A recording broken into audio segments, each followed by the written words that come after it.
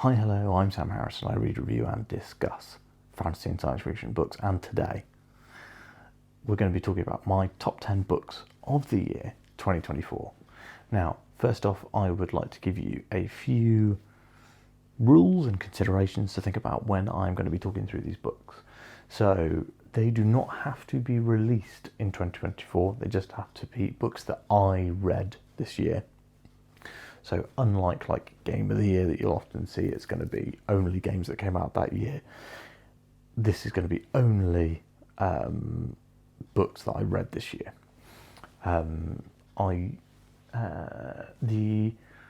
This is going to come out very, very close to the end of 2024. So I'm thinking about putting it out on New Year's Eve, like the last day of the year. But it will depend on how the schedule works closer to there. But I'm recording this in mid-December, so I've finished reading Wind and Truth by Brandon Sanderson, but I have not yet finished any more books. So Wind and Truth is probably going to be the cutoff for this year. And if I want to consider any books for next year's top 10, it'll be starting from the next book I read, which was Suppression of Powers by J.C.M. Byrne. So, one final thing. Only one book per series. So I've read tons of books in series this year. Like I've read 9 Wheel of Time books. I've read 3 Sunita books and 2 Sunita short story collections and 2 Sunita novellas. I've read 5 Hybrid Helix books. I've read a lot of books in the same series. But I am committing this to be just one book per series, because honestly, otherwise, this would be like 6 Wheel of Time books and then 4 other books, and that's not fun for anyone. I have got the Wheel of Time in this top 10, and I am going to be picking from like my 3 favourite books in the series, not at random, but like when I pick a Wheel of Time book, I'm mostly talking about the experience of reading the Wheel of Time as a whole, not that specific book, although that book was my favourite. So let's get into things. So let's start with number 10. Normally my number 10 slot is a book that I want to draw more attention to, a book with a lot of potential in its sequels, a book that maybe you might not have heard of. But actually, number 10 this year ended up being a book that has actually been reviewed fairly poorly by other people, and that is Artemis by Andy Weir. So Artemis by Andy Weir has got what I think is a pretty unfair shake. It's basically the story of a heist set in a city on the moon, and like there's this whole big murder conspiracy going on, and we're following our main character Jazz Bashara, who is like a blue collar worker on the moon, and she's trying to get her EVA license to be able to take tour groups out onto the moon surface to see the historical locations. And she gets kind of embroiled in this big conspiracy. She's got a really interesting supporting cast that I really liked, and the story is actually pretty satisfying. It's like a nice fun sci-fi thriller, and it's got a great pace to it, and it's really unlike Andy Weir's other 2 books, The Martian and Project Hail Mary, which are actually fairly similar in terms of like basic concept, but the execution is very different, obviously. But yeah, Artemis is a very different type of book, and I really enjoyed for how different and interesting it was. So for everyone who is still here, who hasn't clicked off this list after I put a like 3-star Goodreads book in the top 10, let's move on to number 9, which is Infinity Gate by M.R. Carey.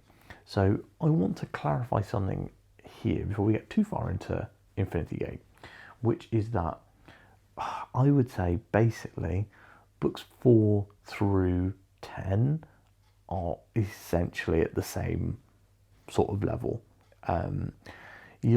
I've actually recorded my deliberation and decision process and for making this list, which will be going out after this video, but I ended up really struggling with like the bottom half of the list on placements, and many of these books could have been like 6 places higher, without, with 2 minutes more of deliberation. But let's go into things and talk about Infinity Gate. Infinity Gate is a multiverse story, so it is dealing with like a truly infinite multiverse, and humans and kind of non-human humanoids who live on alternate Earths, and it's kind of talking about interdimensional travel, and we have the main protagonist at the beginning is Hades Tumblewile, who is a scientist who is basically living on an Earth that has reached basically the end of the climate crisis, and the atmosphere is collapsing, the world is dying, and she is kind of working away in this like think tank science lab, and she's like the only one left, and she's like, well, I've got nowhere to go, I've got no one, so why don't I just keep working on my science, and then if I die, I die. And she discovers interdimensional travel, and so she's able to escape this dying world, and she then goes to another Nigeria that is very, very similar to the one that she's come from, but not suffering the climate crisis. And she meets a character there called Essia Nika, who is a sex worker, a male sex worker, and he's kind of living a life that he doesn't really want, and she and he kind of connect, and he eventually finds out about interdimensional travel, and things kind of escalate from there. And there's actually a third protagonist who is like a humanoid rabbit called Paz, who is excellent and really, really fun. And the way that M.R. Carey thought of her society was really, really, really good. I love the world building there on these kind of infinite multiple worlds. I haven't read the sequel to this book yet, so the sequel to this book is out in hardback but not paperback. I was sent an advanced reader copy, but for some reason for the paperback version, normally ARCs come out before the hardback, but this time I was sent an ARC for the paperback. I'm not particularly sure why, but I'm not going to look a gift horse in the mouth, and I do really want to read this in like first half of 2025, but I also want to read a lot of stuff, so we will see. I don't want to wait like a year after reading the first one, but I am genuinely really looking forward to reading it. I had a great time with the first one, and it's a duology, so when this book's done, the story's done, which is really nice. It's nice to kind of close off a series rather than be like, well, I can read another book, but then I've got 13 more, Book 8 is the first indie book on this list, and I want to be very, very clear when I'm talking about this one, which is that I loved this book, and this was like the second book as I was building the list that I knew had to be on the top 10, and this is Soul Stealer by Elle McInerney. I'm sorry, Elle. We've talked before in the past, and you've told me how to pronounce your name. I think it's McInerney. Sorry if it's wrong. So, Soul Stealer is an indie sci-fi, which is kind of a blend of characters you might see in books like Wheel of Time or Game of Thrones, but with an entirely new world, magic system, and some really fantastic world building. And when I talked to Elle, she said that she had been writing this book on and off since she was a teenager, and how the protagonist is kind of based on Avienda from Wheel of Time, and how she was like, Avienda's a badass, but she's like not got enough page or screen time in these books. She needs to be the main character. And so she kind of started writing her own story of like Avienda as the main character of the fantasy series, and it just ballooned and evolved from there. And we come to this new series, which has these 3 protagonists. Faye ended up being my favourite one. She was an ex-sex worker who becomes a priestess, but she's actually hasn't just turned over a new leaf and become a priestess. She is working for the gangs in her city as infiltrating as an insider into the church and reporting back. So really fascinating character. We also then have another character called Alexios, who is like 200 years old and has the memories of all of his children and all the people that have died in his small town, which is hidden by illusions from the rest of the world. Really interesting world building, and the big kind of thing that's happening is that his town is being sieged by like a demon army led by someone called the Soul Stealer, and that's where the book name comes from. And Alexios has to escape under an illusion to try and recruit armies to try and save his town, his hidden town that no one knows exists. So super interesting story. Really, really loved reading it. Blasted through it. It was actually my nominee for SPFBO, and I am sad that Philip didn't pick it for our group nominee, but from the way that he talked about Tanner the Tender Sword, and the way that Brian from Belltube raved about it, even though he was like, this was the book I was least interested in and ended up being the best. Like, I'm gonna buy a copy of that book for my son to read with him when he's a little bit older, and it just seems like a fantastic book. I'm looking forward to reading it myself, but I want to save it for when I can read it with Peter, so probably will just sit on a shelf for a couple of years.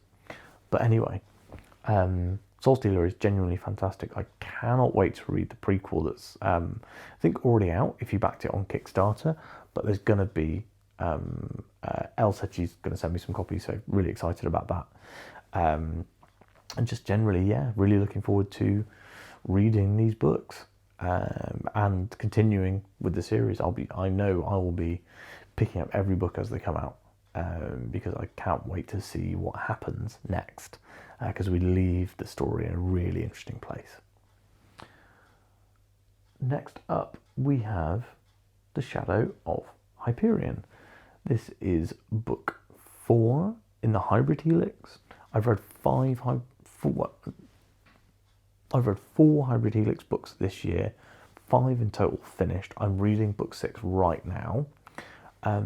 Book 4 ended up being my favourite across the series, I think, because it's the one that gives us tons of world building and lore, and we get to see the Ring World, we get to see Hyperion, we get to be on Earth and in space, which I really like both of those settings, so seeing them both together was really excellent. It felt like kind of like a bit of a globe-trotting adventure in some ways, because we're really travelling around rather than kind of staying in one location. We got to see Rohan kind of on the back foot. We got to see him building relationships and rebuilding relationships from earlier books. Tons and tons of love for this book, and tons of love for the series in general, honestly. This is kind of like this book is kind of like Wheel of Time, where I'm like absolutely loving this series, and this particular book is getting a place because it's my favourite, but really the place in the top 10 is for the series overall. Hybrid Helix is a superhero sci-fi series. It is kind of fast-paced, fun reads, with quippy dialogue, great world building, and a main character who is just really fun to read and really fun to kind of be around.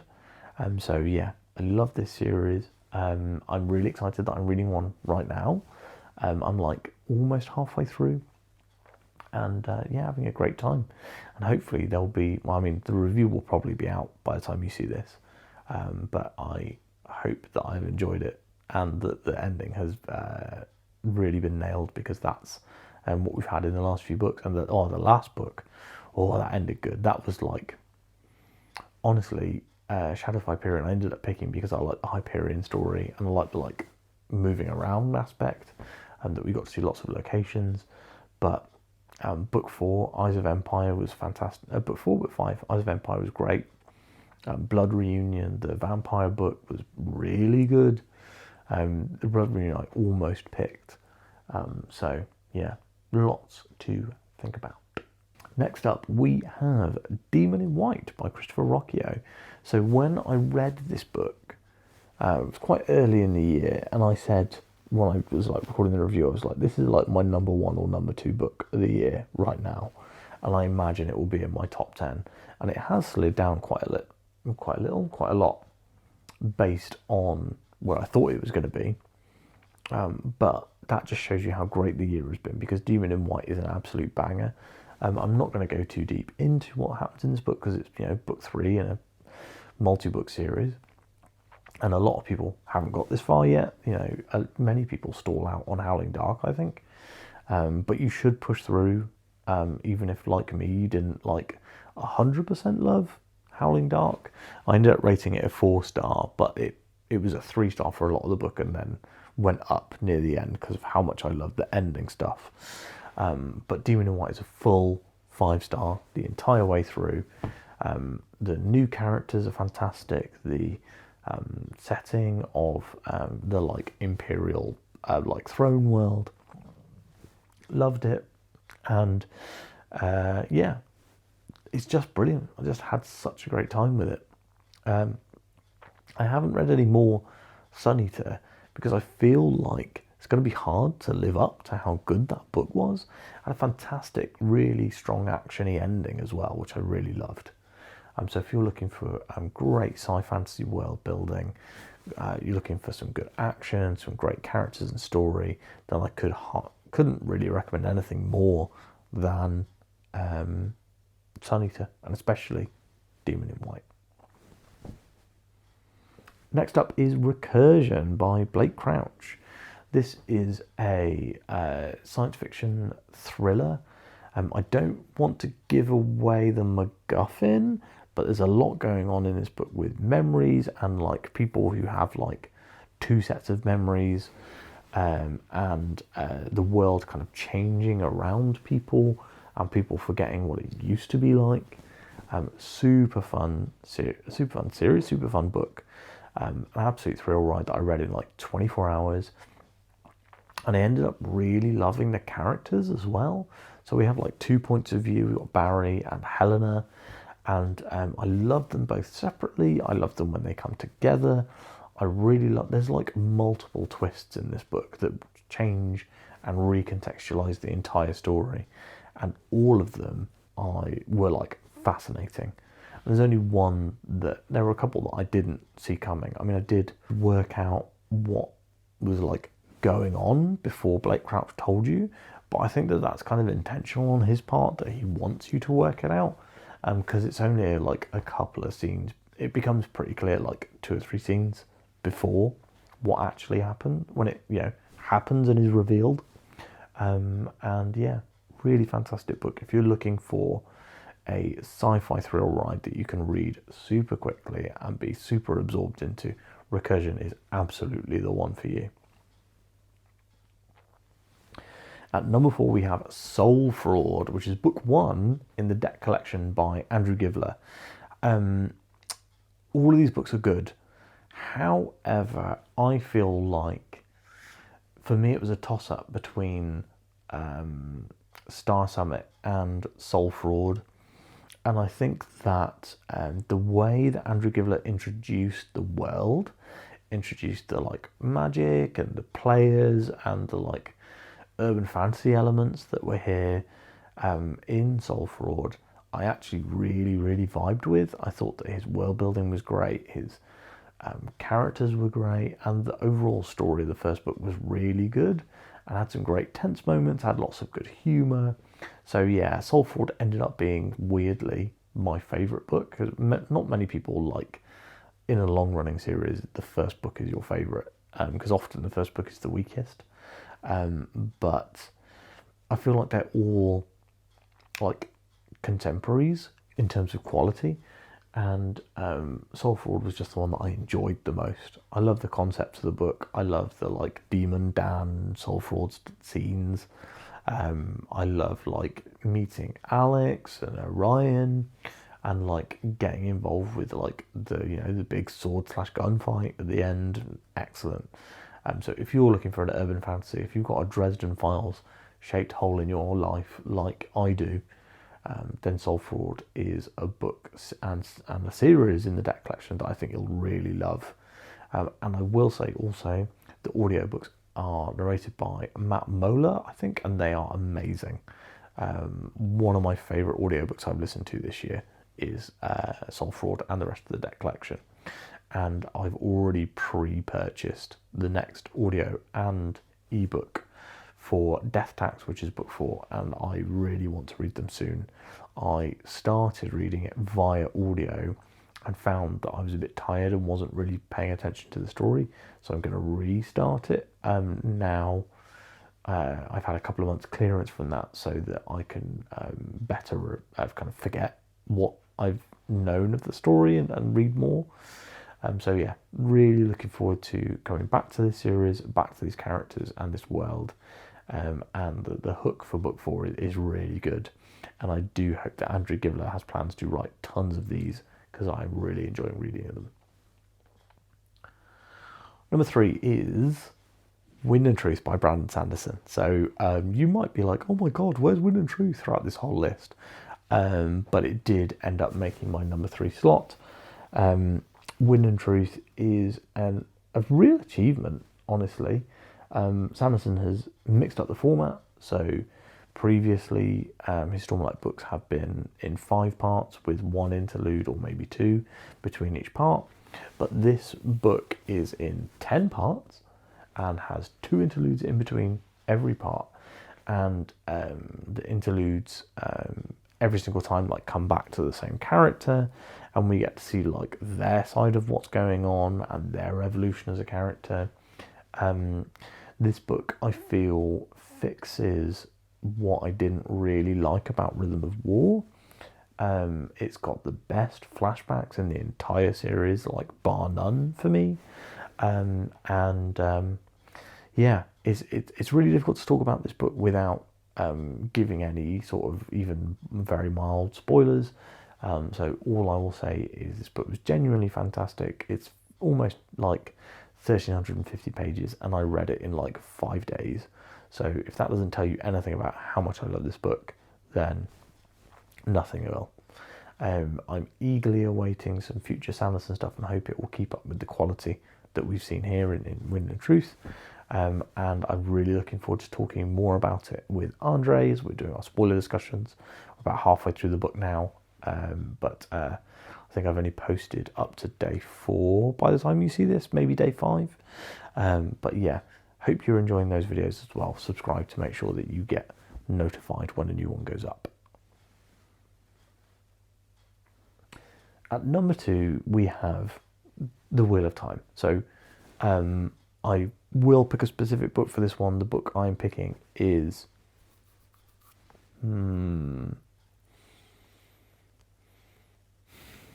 I said in the Building the List video, right, that I was going to pick Lord of Chaos. But I think I'm going to pick Dragon Reborn. So why am I picking the Dragon Reborn? Number 1, it's the first book in the series that I truly, truly loved. It is one of the funniest books in the series. It's got tons of really good jokes. Matt is brilliant. Like, Matt Restored instantly became like one of my favourite characters in fantasy, let alone in this series. And just lots of great stuff happens in this book. And the really interesting storytelling method that Jordan uses, where Rand is absent for most of the book, is just absolutely chef's kiss. And I just loved it. I loved the entire experience of reading this book.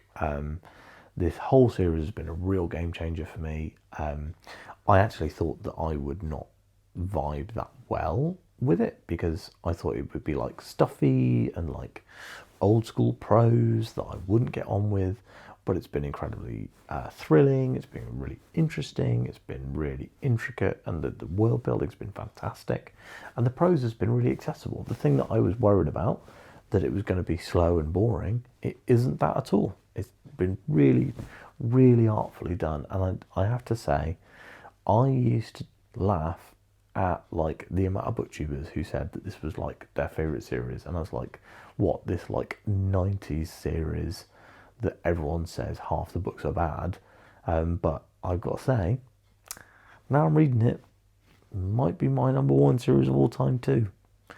We'll see when I finish it and I re-record my top 10 fantasy series. That will be sometime next year. So here we are. Number one, The Big Daddy, my Boaty book of the year. And I would like to first talk a little bit about bias here, because this book was written by somebody that I am pretty friendly with, by somebody that has helped my channel grow, but I want you to completely discount all of that.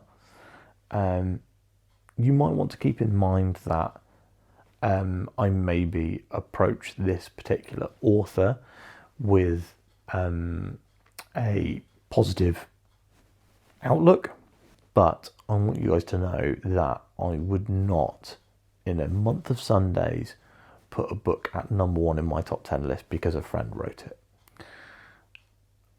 And this book is number one on its own merit. It is an absolutely fantastic book. It is so experimental. It is so fascinating. It is this incredible exploration of messianic figures and religious devotion, and I just absolutely loved it. I love the world, I love the characters, I love the magic, and I felt like the story of this like world facing all these world-ending threats after the like war to end all wars was over and ended at the beginning, and ended at the end of the previous book. And this book is Return to Edan by Philip Chase. Now, I don't want to go too deep into the plot of this one because it is the finale of a trilogy, and really talking about more than the basic elements of this book will massively, massively spoil Prophet of Edan. And I've already kind of sort of given some mild spoilers for Prophet of Edan by just talking about the kind of setup for Return to Edan. So what I'm going to tell you guys is, cracking open this book, reading the prologue, I got physical goosebumps, like proper goosebumps on my skin that you could see, like a shiver went up my back, because the writing was just so incredible. The like dynamic in that prologue, I just loved it. We have this like messianic figure like walking into an ordinary inn and like just upending people's lives just kind of like by being there, and we get to see this like trail of like, not chaos, but like we get to see this like trail that he weaves across the country. We get to see this horrible plague and how it's affecting people and small communities. We get to see through the eyes of a child and spend some real time with a child in a not fully grimdark fantasy world, but not a like, you know, unicorns and rainbows fantasy world. Like, this is not a great place to live. There's been a continent spanning war. Many countries are still occupied by an army that kind of doesn't want to be there. We've also got countries that were basically razed. Yeah, so much good stuff going on. Fantastic stories, fantastic characters, world building was out off the charts. Everything that I come to fantasy for is in this book. And while I really, really liked the first two books, and I had a lot of love for Prophet of Adan, which I read earlier this year. Return to Adan was almost a like transformative experience. Like, I was reading it incredibly slowly because I was like, I don't want this book to be over. I was reading it exclusively, like I will reading it with my physical copy. I've since bought the Broken Binding Special Edition of The Way of Adan, and will be buying the two sequel books whenever they release them, even though they are insanely expensive. Like, £60 a book is so much money. Maybe not to some people, but it is to me. That's like almost the entire amount of money I've made from YouTube the entire time I've had the channel, which is like a year and 4 months or whatever. But anyway, so yeah, it's just incredible. I love this book. And while, as I said, Prophet of Adan was excellent, it was a really good book with a very surprising ending. Pivoting off of that ending into what I would say is actually quite an experimental book, which is very much about like organized religion, the Messiah as a concept, and kind of what happens to real people when they're thrown into these like world-ending circumstances.